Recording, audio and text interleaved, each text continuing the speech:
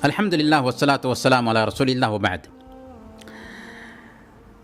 پیارے بچوں، آپ نے اپنے ابو امی سے رمضان کے بارے میں بہت کچھ سنا ہوگا۔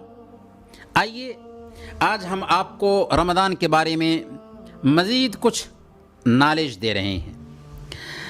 رمضان کا مہینہ سال کے سارے مہینوں میں اللہ کو سب سے پیارا مہینہ ہے۔ کیوں؟ اس لیے کہ اسی مہینے میں اللہ تعالیٰ نے سارے انسانوں کو ان کی رہنمائی کے لیے ایک کتاب دیا، ایک کتاب اتارا جس کا نام قرآن ہے۔ جب رمضان کا مہینہ آتا ہے تو جنت کے دروازے کھول دیے جاتے ہیں، جہنم کے دروازے بند کر دیے جاتے ہیں، پھر جنت کے دروازے کبھی بند نہیں کیے جاتے اور جہنم کے دروازے کھولے نہیں جاتے پورے رمضان۔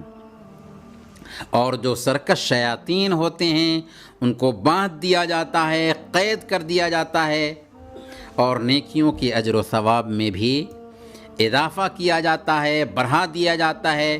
اس کی ہر رات میں اللہ تعالیٰ انسانوں کو جہنم سے آزاد کرتا ہے، اور رمضان کی ہر رات اللہ کے فرشتے اعلان کرتے ہیں کہ اے بھلائی کے چاہنے والوں آگے بڑھو اور اے برائیوں کے چاہنے والوں پیچھے ہٹو۔ پیارے بچوں، سارے مسلمان اس مبارک مہینے میں روزہ رکھتے ہیں، قرآن کی تلاوت کرتے ہیں، تراویح کی نماز پڑھتے ہیں، اللہ سے دعائیں کرتے ہیں اور غریبوں کی مدد بھی کرتے ہیں۔ پیارے بچوں، کیا آپ کو پتہ ہے کہ اس مہینے میں ایک رات آتی ہے جس کی عبادت 1000 مہینوں یعنی 83 سال 4 مہینے کی عبادت سے بہتر ہے؟ اس رات کو کیا کہتے ہیں؟ جی ہاں، اس رات کو لیلۃ القدر کہتے ہیں، شب قدر کہتے ہیں۔ اس رات کی اہمیت کو بیان کرتے ہوئے اللہ تعالیٰ نے باضابطہ ایک سورہ اتار دی۔ یہ اللہ کا کرم ہے کہ اس نے ایک رات کی عبادت کو 83 سال 4 مہینے کی عبادت سے افضل ٹھہرایا ہے۔ حالانکہ آپ دیکھیے تو 83 سال تو ایک لمبی عمر پانے والے انسان کی عمر ہوتی ہے۔ یہ رات رمضان کے آخری 10 دنوں کی اکہری راتوں 21، 23، 25، 27 اور 29 ان 5 راتوں میں سے کسی ایک رات میں ہوتی ہے۔ اس رات کو پانے کے لیے ہم سب کے نبی محمد صلی اللہ علیہ وسلم رمضان کے آخری 10 دنوں میں خود جاگتے تھے اور اپنے گھر والوں کو بھی جگایا کرتے تھے۔ اس لیے پیارے بچوں، ہمیں بھی ان 10 راتوں میں خاص طور پر زیادہ سے زیادہ عبادت کرنی چاہیے اور پورے رمضان میں خوب سے خوب چست رہنا چاہیے۔ اس مبارک مہینے میں ہم آپ کے لیے کچھ کرنے کے کام بتا رہے ہیں۔ ہمیں امید ہے کہ بچوں آپ ان کاموں کو کرنے پر دھیان دیں گے۔ تو پہلا کام آپ کے لیے ہے کہ ابو اور امی کے ساتھ آپ بھی روزہ رکھیں۔ جس وقت ابو امی سحری کے لیے اٹھیں، آپ بھی جاگ جائیں اور اصرار کے ساتھ ابو امی سے کہیں کہ ہم کو بھی جگانا ہے، اور سحری کھا کر کے ابو امی کے ساتھ آپ بھی روزے رکھیں۔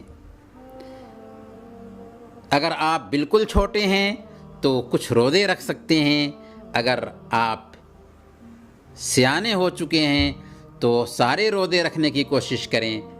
اللہ تعالیٰ آپ کو اس کا اچھا سے اچھا بدلہ دے گا، اجر دے گا، ثواب دے گا۔ دوسرے نمبر پر رمضان میں افطار کرانے کا بہت ثواب ہے، اس لیے کبھی کبھی اپنے پاس دوسرے جو روزے دار ہیں ان کو افطار کرانے کا بھی اہتمام کیجیے۔ ہمارے پیارے نبی صلی اللہ علیہ وسلم نے روزے دار کو افطار کرانے کی بڑی اہمیت بیان کی ہے۔ آپ نے فرمایا کہ جس کسی نے روزے دار کو افطار کرایا اسے ایک روزے دار کا ثواب ملتا ہے، اور افطار کرنے والے کے ثواب میں کوئی کمی نہیں آتی۔ تیسرا کام آپ کے کرنے کا یہ ہے کہ آپ نے جتنا قرآن یاد کیا ہے اسے رمضان کے مہینے میں خوب پڑھیں اور بار بار دہرائیں۔ وقت نکال کر قرآن کریم کی تلاوت کریں۔ کیوں؟ اس لیے کہ رمضان قرآن کا مہینہ ہے۔ اسی مہینے میں اللہ پاک نے قرآن کو اتارا تھا۔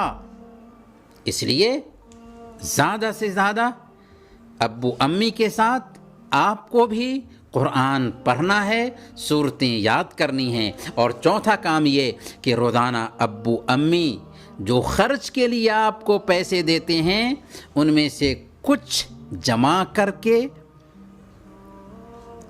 اپنے ہاتھ سے غریبوں کو بھی دیجیے، یا آپ نے اگر کچھ پیسے جمع کر رکھا ہے تو غریبوں میں بھی وہ پیسے بانٹیے۔ کیوں؟ اس لیے کہ رمضان کا یہ مہینہ مواسات کا مہینہ ہے، غمخواری کا مہینہ ہے، اور لاک ڈاؤن کی وجہ سے بہت سارے لوگوں کے پاس آج کل کام نہیں ہے۔ ذرا سوچئے، کیا اچھا لگتا ہے آپ کو کہ آپ اچھے اچھے آئٹم کھائیں اور آپ کے پڑوس میں بہت سارے لوگ ہیں کہ وہ بھوکے سو رہے ہوں؟ آپ کو اچھا لگے گا؟ نہیں۔ تو ان کو بھی اپنے کھانے میں شریک کیجئے، اور افطار وغیرہ اپنے پڑوسیوں کو بھی پہنچانے کی کوشش کیجئے۔ اگر آپ کا دوست یا آپ کا رشتہ دار مالی اعتبار سے کمزور ہے، چاہے وہ کویت میں ہو یا آپ کے ملک میں ہو، تو ابو سے کہہ کر ان کا ہیلپ کرائیے، یا کم سے کم عید کے موقع سے ان کے لیے کپڑے وغیرہ بنوا کر کے ان کو ضرور دیجئے۔ کیوں؟ اس لیے کہ ہیں لوگ وہی دنیا میں اچھے کام آتے ہیں جو دوسروں کے۔ اللہ تعالی ہم سب کو رمضان کے ساتھ اچھا معاملہ کرنے کی توفیق عطا فرمائے۔ آمین۔